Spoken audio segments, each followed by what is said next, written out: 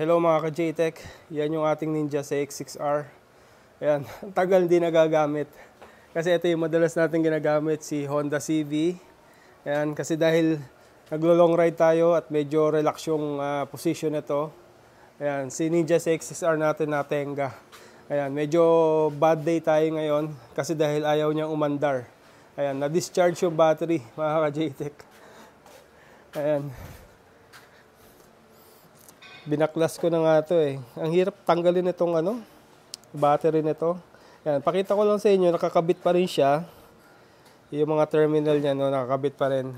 Pakita ko sa inyo kung paano yung ayaw niya umandar. Ayan, no. Nag-error siya. Nakakatakot nga ito, error na ito eh. Yan, nagpa-flash yung niya, yung power mode, KTRC saka KQS. So tinignan ko sa manual, pagka nagpa-flash daw yan ng sabay-sabay, check for sa Kawasaki dealer. So hindi na tayo pupunta do sa Kawasaki talaga. Titingnan nilang natin, since battery lang yung may problem, baka ma-solve to. Actually tinanong ko to sa sa Motorcycle City. Medyo napasyal tayo kahapon dun sa area na yon.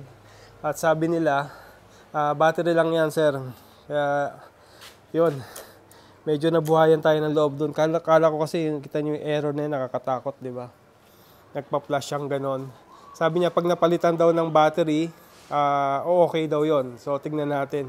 So, ayan. Kung makikita nyo dito, yan din, no? Kita nyo yung battery icon.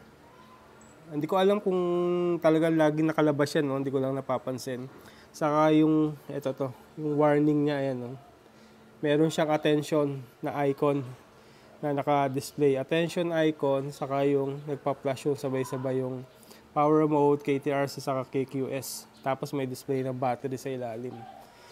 So, tingnan natin. Pakita ko lang sa inyo kung talagang ayaw siya mag-start, eh. Diba? Maririnig niyo, eh. So, yan. So, yan yung talagang low power talaga siya. Tapos ito, pina-check ko na rin to sa Motolite. Talagang defective na talaga. So, kaya palitin na talaga. So, hindi na siya pwedeng i-charge. Talagang kailangan mo ng palitan ng bagong battery. Okay? Tapos, discuss ko na rin dito yung pagtanggal nitong battery nito. Medyo challenging sa Ninja CX-6R kasi, nakikita niyo yung bracket na yan, may harang siya. So, hindi mo siya basta mahuhugot, kailangan mong tanggalin tong harang na to. Itong harang na to, actually, madali lang naman. Kasi nakatornilyo yan both side dito. Both side, nakatornilyo. Tinanggal ko na eh. Yan. Yan, both side. Saka meron pa dito isa. Yan. Diyan banda. So, yan tatlo na yan, yung tornilyo na tatanggalin nyo pag nagpalit kayo ng battery. So, kaya medyo challenging siya kasi yung tools, wala tayong magandang tools. Talagang plies lang, ginanong-ganong ko lang, maski daliri. Kasi dahil nga masikip eh. Hindi mo maipasok na maigi yung mga tools natin, itong mga ganito. Ayan, medyo masikip, lalo na dito, sa part na to. Ayan, so natanggal ko na siya, kaya madali na sa atin. Ayan, pwede mo na ngayon siya hugutin. Ayan. So, ito yung branded na battery. Yan. Yuasa ba ang yan? Yan. Actually, made in Japan yan talaga, no? Original battery. Ito yung ginagamit talaga ni Kawasaki. So, papalitan natin ng iba kasi nga, kung bibilin mo itong battery nito sa Kawasaki, base dun sa Motorcycle City, no, na napagtanungan natin, 8,000, no? Bili mo itong battery nito, 8,000. Tapos pero pag binili mo to sa Facebook, via online, direct dito sa supplier, ang halaga niya 6,000. So pero hindi pa natin na-confirm yun. Yun lang yung sabi sa akin doon sa Motorcycle City. Shoutout kay Ian dyan, yung magaling na technician dyan sa Motorcycle City, Las Piñas. Ayan, tapos kunin natin yung ipapalit natin. Ito nga, ito Motolite. Ayan. MF7AV. Yan, mas mura, no? Alam niyo ba magkano yung price nito? 1,100. So compare do sa 8,000 or 6,000 na original battery. So ito 1,100.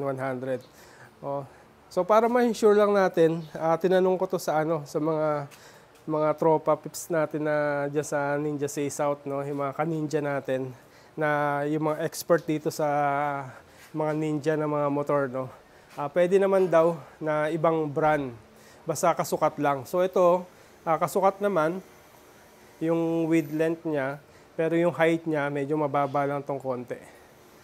Pero sukat naman siya. Kasi sa iniisip ko kasi baka maselan itong Ninja natin na kailangan urig talaga yung gagamitin, baka masira. So pero sabi nila, based sa kanila, okay naman daw gamitan ng ibang brand. Basta sukat lang daw yung yung battery. So dalawa yung tinanungan natin. Yan. Shoutout Ace Malik ng Ninja Say South, saka si Jeff Layosa. Ayan, yung mga expert natin sa mga ninja, na mga big bike, no, na napagtatanungan natin sa group.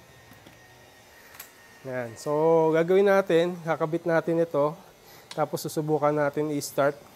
Sana mag-start siya, tapos mawala yung niya, yung error. Nakita natin nagpa-plus doon. Else, yun yung problema nating mabigat dito pag di nawala yun. Ayan, kailangan natin dalhin pa sa Kawasaki. So, yung pagdala nito, yun yung problema ko. Eh, syempre, hindi mo mapapaandar. Either sakay ko sa ating, sa Hilux, ayan, sa likod, or ipa-hauler ko. Ayan. So, tingnan natin. Sana wala nang problema, no? Mag-start kagad siya. Okay, so yan. I-unbox na natin. Itong nabili nating Motolite battery. So, ibang kulay na siya.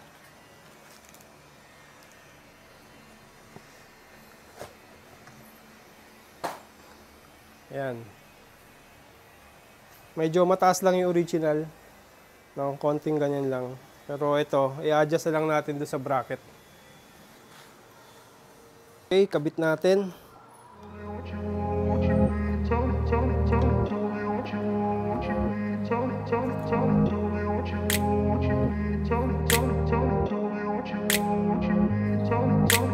grew up in a place where they told you what to chase, told you how to run the race. Okay, so yan, nakabit na natin yung battery. So, testingin na natin kung nawala yung check engine niya or yung yung error dito sa panel. So yan.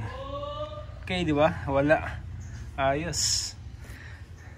Try natin kasi pagka in-start to, doon natin makikita kung hindi mawawala yung check engine niya. So dapat mawala yung check engine. So once ma-start. So talagang battery lang to, no. Pinalitan lang natin yung battery. So wag kayong magba-bypass sa motor nyo. Kung sakaling ayaw mag-start dahil low bat, siguro, no, papalit na lang kayo kaagad ng battery. Kung nasa daan kayo, tawag na lang kayo sa Motolite, meron sila mga delivery. Yan. Okay, so tingnan natin. Start natin. Maingay. Oh yeah. So nawala yung niya, check engine. Papansin nyo. Yan. Tapos hindi na nagpa-flash yung niya, yung panel, wala na rin yung error. So pagka nagsimula itong mag-error nung nung bina-bypass ko siya. Bina-bypass ko kasi siya dahil kinuha natin yung kinonect natin sa Honda CB natin. So naka-bypass siya. Nag-start naman siya, kaso nagsimula siya mag-error. Pero ito, ayan, sabi sa akin ng Motorcycle City, battery lang daw palitan. So yan, working. Okay na. So patay na natin dahil maaga pa at maingay.